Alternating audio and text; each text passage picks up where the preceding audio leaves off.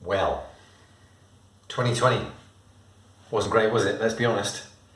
But what I wanted to do was give you my top 10 thoughts for the year and a bit of a look ahead for 2021 and beyond.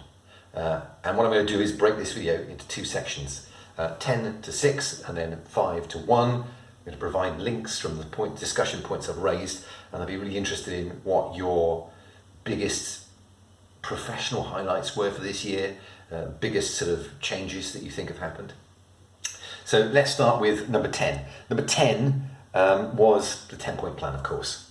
The government releasing their UK plan for infrastructure for the next period of time, and there's some interesting stuff in there. The nuclear and the hydrogen I'm not so sure about, and there's a link from Carbon Brief, one of my favourite media sources, which discusses all of the different initiatives the government suggested. I think the standout was the electric vehicles, the fact that they're going to be from 2030, they're going to be the only things on sale. Number 9, we've got 9 years to hit our climate targets. By 2030, the world really should have peaked its emissions, and 9 years is no time at all.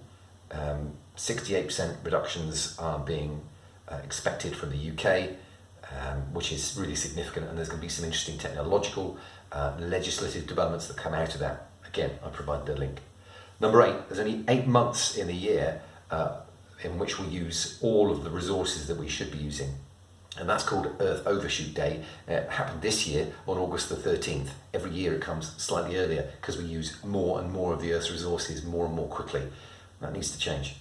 Number 7, this year COVID drove a 7% reduction in global carbon emissions, which is slightly surprising given the amount that our lives seemed to come to a halt, and yet they didn't. A lot of people had a relatively normal year, and I hope you weren't affected by, in a bad way, by things that happened.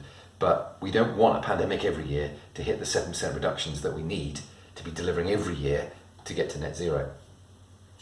Number 6, and the last one of this particular video, is there are 6 ways to reduce your waste through reducing, reusing, rethinking, repairing, recycling, repurposing, and I've included a link to those to help think about ways that you might improve the way you use materials.